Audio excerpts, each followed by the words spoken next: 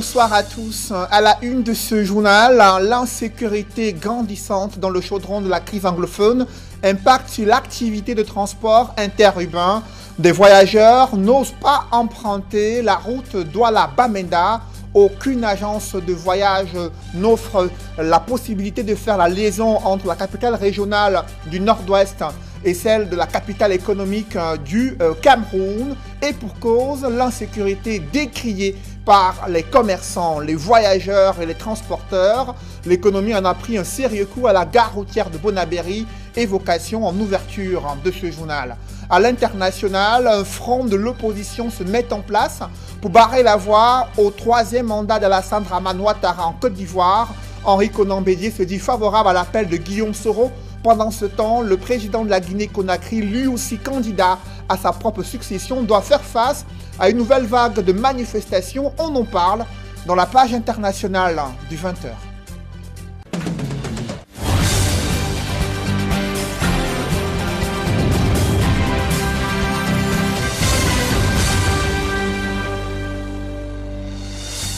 Merci de suivre cette édition complète de l'information sur Equinox Télévision. À la gare routière de Bonabéry, de nombreuses agences de transport interurbain ont stoppé la liaison Douala-Bamenda. D'aucuns redoutent l'insécurité grandissante sur cet axe réputé dangereux. Malgré la mise en place d'une opération de sécurisation de la ville de Bamenda, presque aucun voyageur n'ose emprunter la route depuis Douala pour se rendre dans la capitale régionale du Nord-Ouest. Du coup, l'économie en a pris un sérieux coup, notamment à la gare routière dans le 4e arrondissement de Douala. C'est le constat que font nos reporters avec Kedjara Innocent Abega. De nombreux bus de différentes agences de voyage parqués en pleine gare routière. Des lieux de commerce fermés à double tour. On se croirait en plein Ghost Town, en zone anglophone. Pourtant, nous sommes bel et bien dans la ville de Douala, en pleine gare routière, qui revêt désormais des allures de cimetière. Ceci est la conséquence directe de l'opération Bamenda Clean, lancée par le gouverneur de la région du Nord-Ouest il y a peu. Une opération qui limite drastiquement la circulation des motos dans la ville de Bamenda et qui avait reçu en retour une interdiction de circulation des véhicules décrétée par des sécessionnistes ambazoniens. Par peur de représailles, la population se plie. Aucun ressortissant n'ose plus se déplacer. Ce chauffeur de bus nous explique qu'ils sont près de 7 agences de voyage à avoir garé les véhicules. Il existe bien des clients qui veulent se rendre dans la ville de Bamenda, mais il n'est pas possible pour eux de risquer leur vie. Conséquence, ils n'ont plus de revenus. Il devient difficile pour eux de nourrir la famille et de pérenniser leur investissement.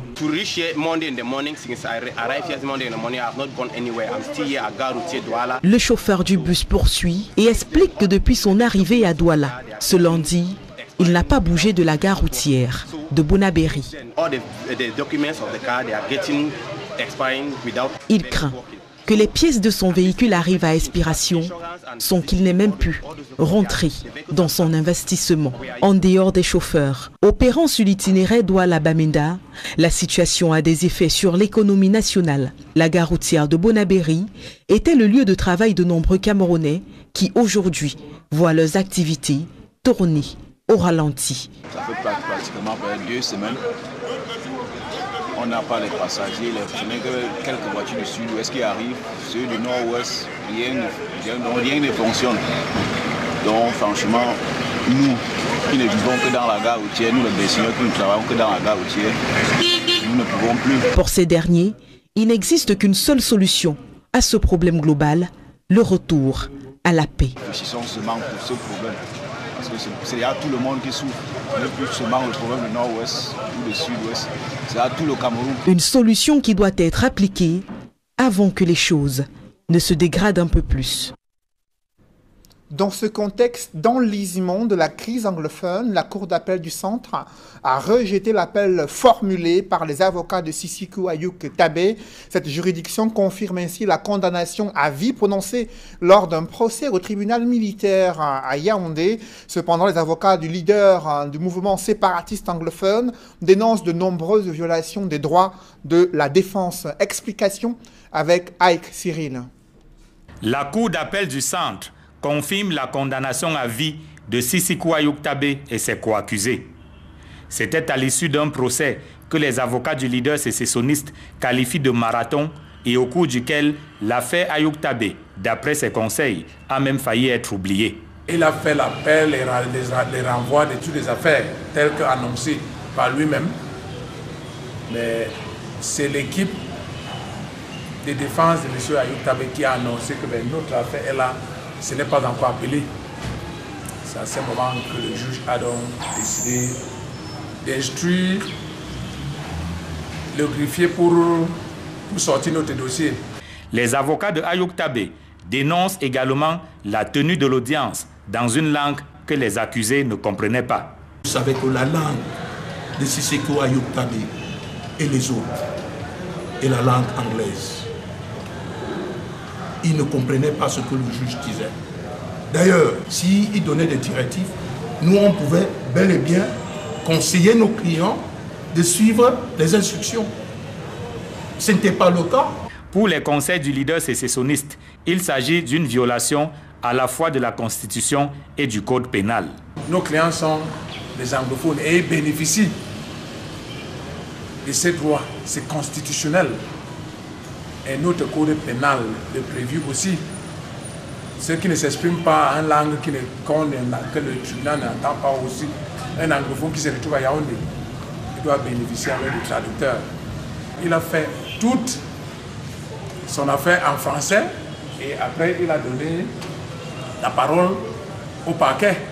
C'est finalement dans cette ambiance de violation du droit, selon les avocats, que le juge de la Cour d'appel du Centre va confirmer le verdict déjà prononcé par le tribunal militaire de Yaoundé. Le juge a suspendu la séance pour 15 minutes.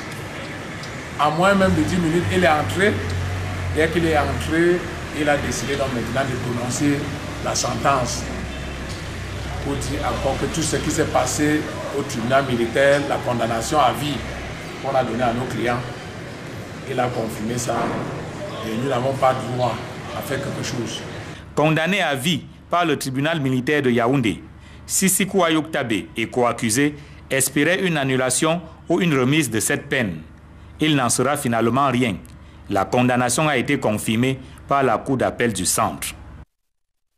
Toujours dans ce chapitre, alors que les affrontements armés se poursuivent dans plusieurs villes anglophones, autorités administratives essayent tant bien que mal de mener des campagnes de sensibilisation pour le retour des enfants à la prochaine rentrée scolaire. Évocation dans le Ndongamanton, situé dans la région du Nord-Ouest. Stellambou et Julienne Berthe-Bissaye.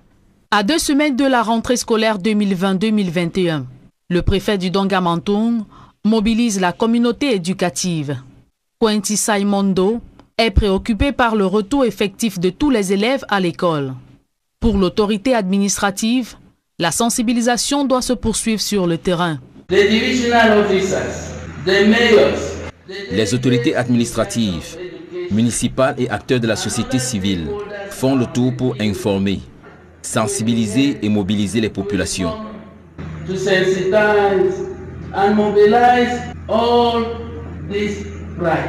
Président de l'opération Back to School, le préfet du Ndongamanton invite les parents à encourager leurs enfants à prendre le chemin de l'école le 5 octobre prochain.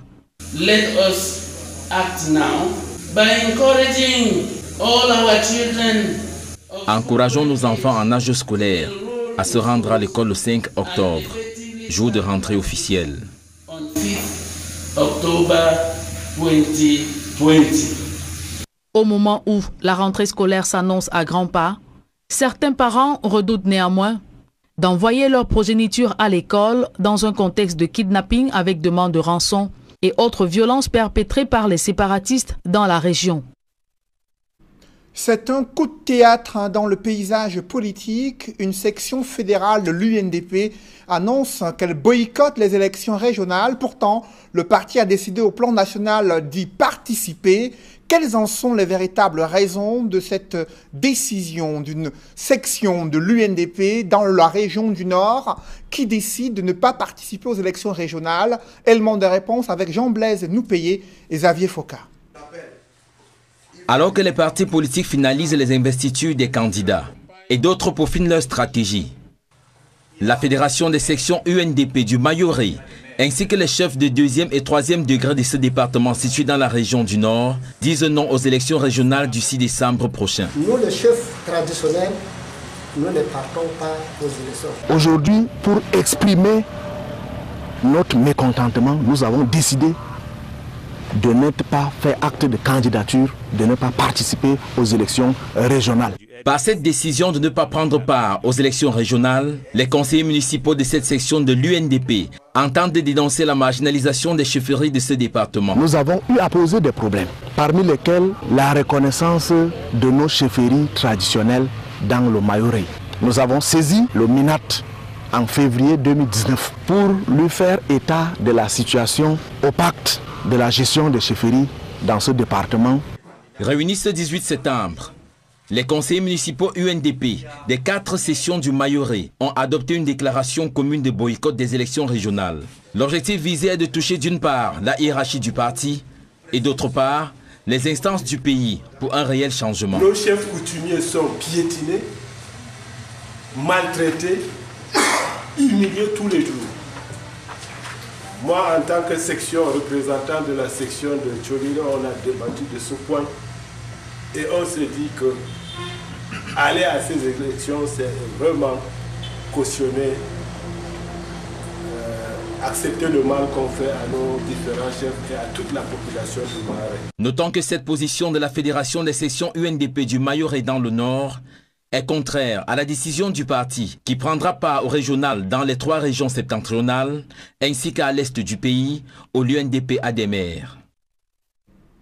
Dans le reste de l'actualité, un invité de marque au centre de traitement post-récolte du cacao en Tui dans le Mbamekim, à l'initiative du Conseil interprofessionnel du cacao et du café, le directeur exécutif de l'Organisation internationale du cacao est allé toucher du doigt les efforts faits par les producteurs à la base pour améliorer la qualité du cacao made in Cameroun, une initiative visant à améliorer également le prix d'achat du cacao pour améliorer les conditions aussi de vie des producteurs de cacao et de café au Cameroun. D'autres détails avec Marcelin Gansop. En commercialisant le kilogramme de cacao à 1640 francs aux industries chocolatières, les cacaoculteurs du Bas-Mekim, réunis au sein d'une coopérative, ont démontré que c'est le bon travail qui paye. Ce travail axé sur la qualité est l'œuvre du centre de traitement post-récolte du cacao de Ntui, que vient de visiter le directeur exécutif de l'Organisation internationale du cacao. Ce genre de centre, je n'en ai jamais vu qu'en Amérique latine et dans les Caraïbes. Donc c'est très réconfortant de voir qu'en Afrique, on peut mettre en place un tel système. Alors il y a quelques conditions à ça. Évidemment le soutien des autorités, que ce soit ici au Cameroun, le CICC ou l'ONCC ou les différents ministères concernés. Mais il faut aussi des planteurs et d'autres acteurs de la chaîne qui se réunissent et qui forment des coopératives efficaces. Quand j'entends qu'on arrive à vendre du cacao à 1600 francs, je suis impressionné. C'est le double, grosso modo, du prix indicatif dans d'autres pays. Donc, très agréablement surpris et je ne demande qu'une chose, c'est que demain, un tel centre soit multiplié par 10, par 20, par 50, par 100. C'est cette qualité tant recherchée que le gouvernement et les acteurs de la filière cacao, au rang desquels le Conseil interprofessionnel du cacao et du café, appellent de tous leurs vœux.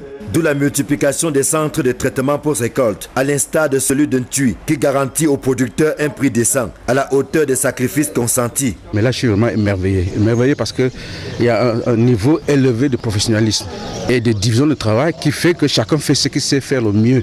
Le producteur, lui, il est en champ, il s'occupe de la plantation, mais La cabosse sélective, c'est fait par des professionnels. Le cabossage est fait par une autre équipe professionnelle. Le séchage est fait par une autre équipe professionnelle. Donc tout est ici fait de façon scientifique et professionnelle. Et au bout du compte, on a un produit de qualité exceptionnelle qui ne peut servir que pour le cacao, pour faire du chocolat de très haut de gamme.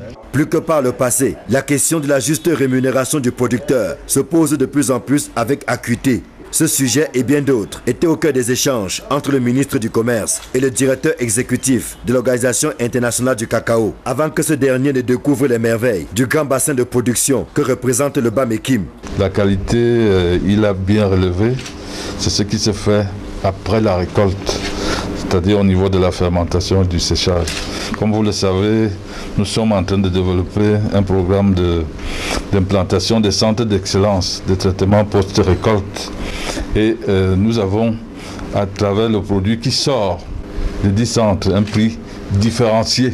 C'est cet effort-là qu'il faut pouvoir poursuivre. La différenciation du prix en fonction de la qualité. Et notre programme, c'est d'étendre ce centre d'excellence, mais aussi de développer un programme qui est préconisé, la production et la mise en marché d'un cacao d'excellence, au-delà du cacao fin, qui est un programme qui existe. Malgré la pandémie du Covid-19 qui a entraîné une baisse de la consommation du chocolat, le gouvernement croit dur comme fer que l'on est bien loin de la crise de fin 2016 et début 2017, laquelle avait entraîné une chute des prix de l'ordre de 40%, avec un prix bochant qui a atteint les 1300 le kilogramme lors de la dernière campagne. Il y a de quoi envisager l'avenir avec sérénité, en dépit de la baisse de la production. Dans ce chapitre économie, le groupement des femmes d'affaires du Cameroun promeut l'entrepreneuriat féminin. Le GEFAC a remis des parchemins aux femmes entrepreneurs arrivées en fin de formation. C'était à la faveur de l'inauguration de l'immeuble siège du GEFAC à Yaoundé. Compte rendu, Élisée Bogba et Aïk Cyril. Un siège flambant neuf pour le groupement des femmes d'affaires du Cameroun GEFAC. L'immeuble au quartier Ngwaikele à Yaoundé est inauguré par le ministre des Petites et Moyennes Entreprises, de l'économie sociale et de l'artisanat. Achille Baseleking III souligne l'opiniâtreté et la témérité de la femme entrepreneur camerounaise face aux contraintes que sont l'accès difficile au financement auprès des banques commerciales, la concurrence parfois déloyale générée par le phénomène de mondialisation, les pesanteurs socio-culturelles qui entravent très souvent les initiatives des femmes, entre autres. Nous sommes ici en présence d'une infrastructure qui non seulement projette la femme entrepreneur camerounaise, mais qui en même temps lui donne les ressources, l'outil suffisamment et surtout la prépare aux défis actuels et aux défis du futur. Entre autres missions, le GEFAC facilite et encourage l'esprit d'initiative chez la gente féminine. L'inauguration de l'immeuble siège coïncide avec la remise des parchemins à la première cuvée des femmes entrepreneurs formées dans la structure d'incubation logée au GEFAC. C'est pour que les jeunes filles camerounaises soient financièrement indépendantes et avec ça, tout peut arriver où tout veut. Le ministre des Petites et Moyennes Entreprises, de l'économie sociale et de l'artisanat annonce son intention d'accompagner la dynamisation de cet incubateur. Une enveloppe de près de 50 millions de francs CFA est prévue à cet effet pour 2021. Dans le cadre des ressources affectées aux structures d'incubation, nous allons mobiliser près de 50 millions de francs pour permettre justement à cet incubateur de continuer de jouer le rôle visant à dynamiser notre écosystème entrepreneurial et surtout la contribution des femmes dans l'essor économique de notre pays. L'ombre de l'honorable Françoise Foning a plané sur la cérémonie d'inauguration de l'immeuble siège du GEFAC. Aujourd'hui de regretter mémoire, l'ancienne présidente du groupement des femmes d'affaires du Cameroun a œuvré en son temps pour l'émergence d'un mouvement entrepreneurial féminin national, à même de hisser haut l'image et la voix du Cameroun dans les cénacles mondiaux des femmes d'affaires. En bref, à présent, des familles sont inconsolables à Bafan, dans le département du Honkam. Elles cherchent en vain leurs 3 enfants portés disparus. Francine, 12 ans, Franck et Michel, 9 ans, ont été emportés hier après-midi par le torrent. Parmi ces enfants, certains étaient venus passer leurs vacances à Bafan. Les fouilles se poursuivent depuis hier après-midi jusqu'à ce soir, du quartier Moike Bloc 1 à la chute d'eau. En suivant le lit de la rivière, des notables se sont même mobilisés pour tenter de retrouver ces enfants. Leur chance de survie ne tient qu'à un fil. Je vous propose d'écouter l'un des témoins de la scène durant laquelle ces enfants ont été emportés par le torrent. Le drame qui s'est passé hier après-midi, les faits se sont réalisés devant moi. Que j'étais à la maison en train de mettre la peinture sur mon balus. Au moment où une forte pluie s'abat et pendant que je trouve un torrent violent en train de passer en plein centre de la rue du quartier, j'ai appelé donc le fils derrière. Il est venu, je lui ai donné un bâton porte-rideau d'essayer de basculer les ordures là pour que le torrent puisse entraîner. Du moment où l'enfant prend le bâton, il traverse la rivière, il va en route. Il voulait le faire juste devant la maison, j'ai demandé non d'aller plus bas. Il demande ici, papa, il dit non, vas-y plus bas. Il est allé jusqu'au niveau du pont. Ici, papa, il dit oui, c'est bon. Là, quand je baisse la tête pour continuer mes travaux, j'entends papa, papa, papa, papa. Je me lève, c'est quoi? Les enfants à l'eau, les enfants à l'eau. Les enfants sont bons là. Je me suis levé le long bâton avec lequel j'utilisais le pinceau pour travailler au niveau des plafonds. J'ai pris et très rapidement, j'ai accouru vers l'eau. J'arrive donc, je trouve le torrent était déjà fouillé, les enfants étaient de l'autre côté. Donc je suis venu avec cette échelle au niveau de l'eau. J'ai essayé de traverser l'eau avec, donc mettant l'échelle au mur et tirer le bas un peu jusqu'à ce que ça arrive à leur taille pour pouvoir traverser par-dessus et leur faire sortir. Et jusqu'à aujourd'hui, ces enfants sont introuvables et les familles sont complètement effondrées. Les chances de survie ne tiennent qu'à un fil selon des témoins. La Belgique, engagée à renforcer sa coopération bilatérale avec le Cameroun, son nouvel ambassadeur a été reçu en audience chez le ministre des Finances. Éric Jacquemin n'a pas caché sa satisfaction d'être affecté dans un pays où il a séjourné il y a près de 30 ans. Le nouveau paysage urbain de Yaoundé et les réalités socio-culturelles du Cameroun sont édifiantes à ses yeux. La Belgique qui compte renforcer sa coopération économique avec le Cameroun. Je vous propose d'écouter le nouvel ambassadeur après son audience au ministère des Finances à Yaoundé. C'est d'ailleurs mon deuxième passage, puisque j'y étais il y a déjà 30 ans, certes dans une autre fonction. Donc c'est un retour heureux ici au Cameroun. Et comme je viens d'arriver dans le rôle d'ambassadeur, de représentant de la Belgique, c'est une visite de courtoisie qu'on appelle. Évidemment, un enthousiasme de retrouver le Cameroun avec lequel j'ai toujours entretenu des très bonnes relations, des très bons contacts. Et c'est surtout une évolution démographique qui m'a... Dans l'escale internationale, Henri Konan Bédié répond favorablement à l'appel lancé par Guillaume Soro. Un front de l'opposition se met en place pour barrer la voie à la candidature de Alassane Dramane Ouattara, candidat du RHDP à la prochaine élection présidentielle. Pendant ce temps, de nouvelles manifestations sont annoncées en Guinée-Conakry pour dire non au troisième mandat, du moins à l'intention du président Alpha Condé d'être candidat pour la troisième fois à la prochaine élection présidentielle. Et au Mali, c'est toujours la pression maintenue par la CEDEAO afin d'obtenir un pouvoir de transition civile et non militaire. On fait le point dans cette mouture internationale signée Gladys Sidié. S'achemine-t-on vers une coalition de forces de l'opposition en Côte d'Ivoire en vue de la présidentielle? L'on serait tenté de répondre par l'affirmative après la réaction de Henri Konan Bédié, dont la candidature pour le scrutin du 31 octobre a été validée. Je me félicite de l'unité d'action proposée par le GPS et soutenue par le FPI contre le troisième mandat inconstitutionnel et interdit d'Alassane Ouattara. Le PDCI RDA s'associe évidemment à cette démarche, écrit Henri Konan Bédié. Une réponse à Guillaume Soro qui, plus tôt, lors d'un point de presse, avait appelé l'opposition, parmi lesquels les ex-présidents Laurent Gbagbo et Henri Konan Bédié, à s'unir pour obtenir des élections démocratiques et inclusives et faire barrage à un troisième mandat du président sortant.